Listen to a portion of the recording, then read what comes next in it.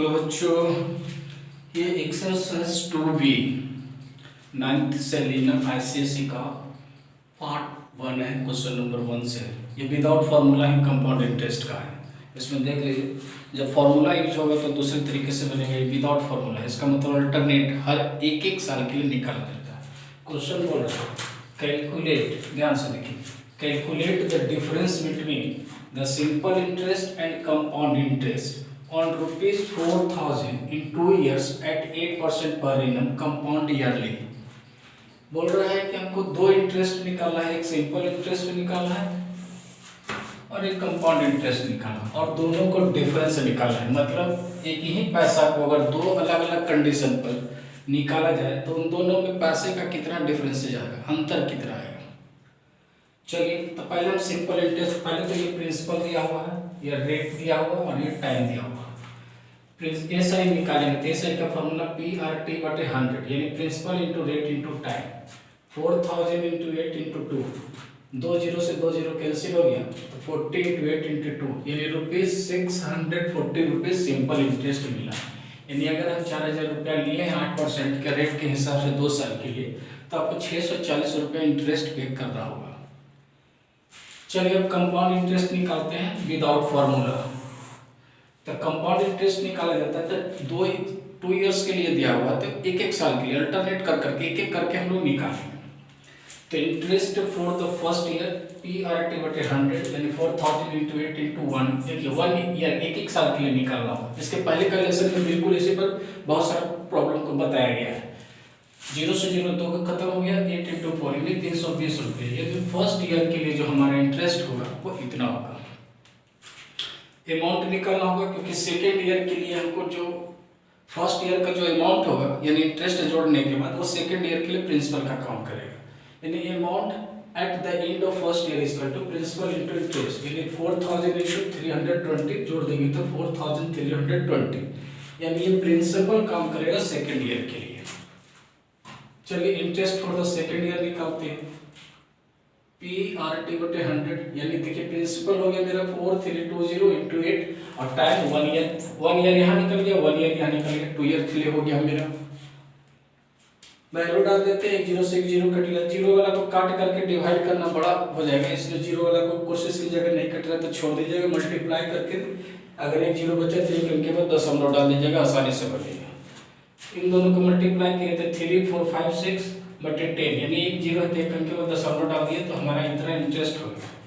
ध्यान दीजिए, ये इंटरेस्ट है सेकेंड ईयर के लिए, उसके बाद तो कोई थर्ड ईयर है ही नहीं, तो ये इंटरेस्ट हो गया। तो हमको इसको अमाउंट निकालने की जरूरत नहीं तो ऐसे करते इसको अमाउंट निकालते, यानी ये जो प्रिंसिपल था उसमें ये जोड़ करके अमाउंट बनाते हैं, फिर है जो CI निकालते अमाउंट माइनस प्रिंसिपल करते।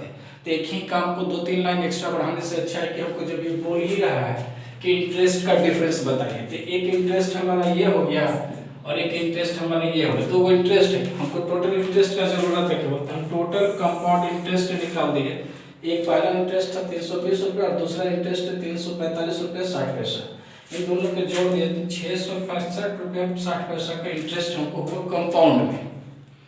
तो कंपाउंड इंटरेस्ट हमारा ये हो गया और सिंपल इंटरेस्ट मेरा ये हो गया।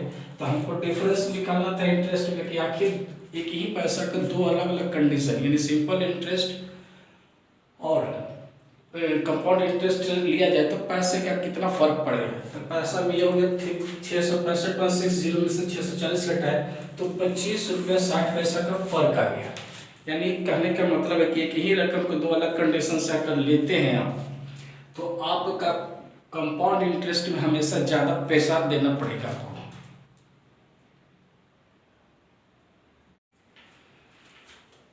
सेकेंड क्वेश्चन है, man land ₹12,500 at 12% for first year, at 15% for the second year, and at 18% for the third year. If the rate of interest are compound yearly, find the difference between the CI of the first year and compound interest यानी CI for the third year। देखिए, question का sir यही कर रहा है कि कोई व्यक्ति है जो 3 साल के लिए कोई उधार लेता है 12,500 रुपये लेता है, लेकिन इसका हर साल जो इंटरेस्ट है वो चेंज हो जाता है। फर्स्ट ईयर में 12% इंटरेस्ट देता है, सेकेंड ईयर में 15% इंटरेस्ट और थर्ड ईयर में 18% इंटरेस्ट। लेकिन हमको डिफरेंस निकालना है CI for the first year and यहाँ कंपाउंड इंटरेस्ट, यानी ये भी CI ही है, CI for the third year. Third year का इंटरेस्ट और फर्स्ट ईयर का इंटरेस्ट खाली डिफरेंस निकालना और कुछ नहीं करना है।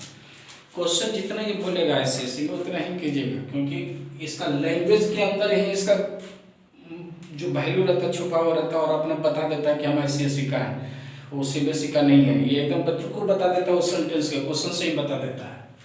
तो देखिए हम लोग क्या करेंगे, पहले फर्स्ट ईयर का इंटरेस्ट, चूंकि ये विदाउट फार्मूला है तो हम लोग को जब लास्ट थर्ड ईयर के लिए निकालना होगा तो 3 साल के लिए हमको 3 स्टेप में निकालना पड़ेगा।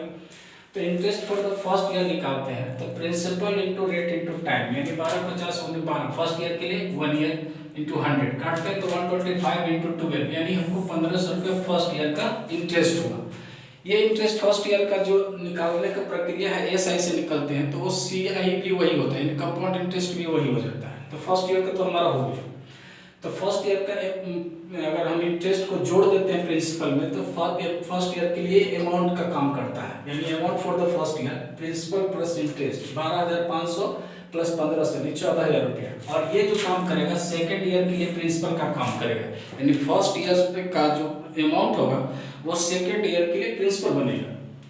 तो interest for the second year निकालिए, सेकेंड ईयर का इंटरेस्ट हम लोग निकालते हैं तो PRT/100 यानी 1400 जो 14,000 आया, रेट उसका 15% था, 1 साल के लिए निकाले, काट छाट के लिए 140 गुने 15 गुना के 2100 रुपया आया हमारा। ये फिर इंटरेस्ट हो गया। तो सेकेंड ईयर के प्रिंसिपल में अगर जोड़ेंगे तो हमारा क्या करेगा, ये थर्ड ईयर के लिए प्रिंसिपल का काम करेगा, यानी amount for the second year principal plus rate interest, यानी 14,000 प्लस 2100 जोड़े तो 16,100 रुपया हमारा इंटरेस्ट हुआ सेकेंड ईयर के लिए। तो इंटरेस्ट अगर जोड़ दिए तो ये हमारा अमाउंट प्रिंसिपल काम करेगा थर्ड ईयर के लिए। तो interest for the third year के लिए निकालेंगे तो PRT/100 यानी 16,100 गुने 18% इसका रेट है 1 ईयर के लिए, तो 161 इंटू 18 किए तो 2,898। अब यहाँ सुन लीजिए, ये थर्ड ईयर के लिए इंटरेस्ट हो गया। अगर इसको हम प्रिंसिपल में जोड़ेंगे तो अमाउंट बन जाएगा, तो हमको अमाउंट की जरूरत नहीं है, क्वेश्चन में बोल ही रहा है कि डिफरेंस CI का डिफरेंस करना है। तो हमारा तो इंटरेस्ट ये निकल ही गया और एक इंटरेस्ट यही था, ये फर्स्ट ईयर के था, ये थर्ड ईयर के था, तो हमको अमाउंट निकाल करके और लाइन बढ़ाने से क्या फायदा है, कोई फायदा नहीं। तब आ जाइए अकॉर्डिंग टू क्वेश्चन, जो क्वेश्चन कह रहा है क्वेश्चन के हिसाब से चलते हैं। Difference in interest, difference in interest क्या, CI for the third year यानी compound interest for the third year minus compound interest for the first year. तो थर्ड ईयर का कंपाउंड इंटरेस्ट मेरा ये आ जाता, फर्स्ट ईयर का ये था, दोनों को माइनस कर दिए तो 1398 रुपीज जो है डिफरेंसेज हमारा आ गया अमाउंट सॉरी CI का कंपाउंड इंटरेस्ट का। तो इसमें ICSE का क्वेश्चन में रहता है, जो जितना कहे क्वेश्चन उसको समझिए और उसके बाद देखिए कि हमको कितना बढ़ाना है क्वेश्चन को, कितना नहीं बढ़ाना है, ऐसा ही नहीं बढ़ाते चले जाइएगा। और इसमें एकदम लगेगा कि हमको ये बनाना है, अमाउंट बनाना है, ये करना है, लेकिन ये ऐसा सेंटेंस लिख देगा कि बीच ही में ब्रेक कर देता है। इसीलिए इसको कहा जाता है कि ICSE का, इसलिए कहता है ना कि अनजाने में कोई चीज़ हम लोग पढ़ रहे हैं तो पढ़ रहे कि इसके बाद ये होगा, अंदाजा लगा सकते हैं कि इसके बाद ये होगा, इसके बाद ये होगा, लेकिन इसमें आप अंदाजा नहीं लगा सकते, कहीं भी ब्रेक लगा देगा, कहेगा कि उतने पर छोड़ा तो उतना ही जवाब दीजिए, आगे क्यों बढ़ाए।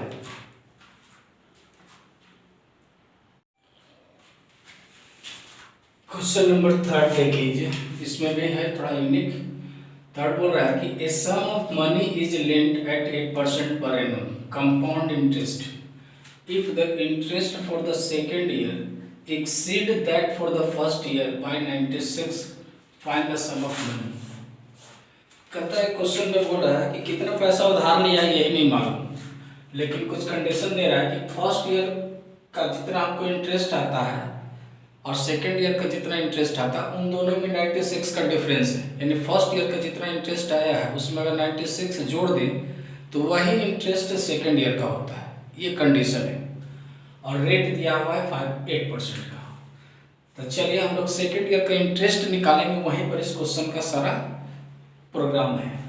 देखिए हम तो सब है ही नहीं, तो हम लेट मान लेते हैं, let the sum of money हम P मान लेते हैं, यानी प्रिंसिपल हम जो उधार पैसा लिए हैं वो P है। तो interest for the first year P R T बटे 100, सब पी को पी ही माने हैं, 8 1 बटे 100, 2 4 जा 25 4 जा, यानी 2p बटे 25। ये मेरा फर्स्ट ईयर का इंटरेस्ट हो गया। ध्यान दीजिए, फर्स्ट ईयर का इंटरेस्ट हो गया। अब हमको सेकंड ईयर का इंटरेस्ट निकालेंगे, तभी वो 96 प्लस करेंगे। तो फर्स्ट ईयर का, चूंकि ये हम लोग विदाउट फार्मूला यूज कर रहे हैं, तो ये इंटरेस्ट को फर्स्ट ईयर में हम जोड़ेंगे प्रिंसिपल में, तो ये सेकंड ईयर के लिए प्रिंसिपल का काम करेगा।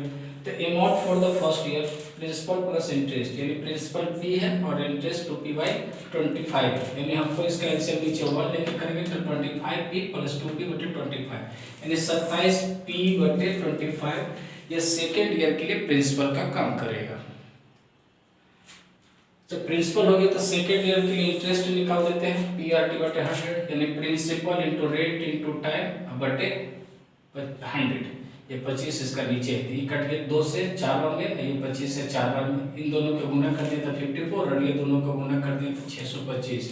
यानी ये सेकंड ईयर का इंटरेस्ट हमको मिल गया, कंपाउंड इंटरेस्ट मिल गया।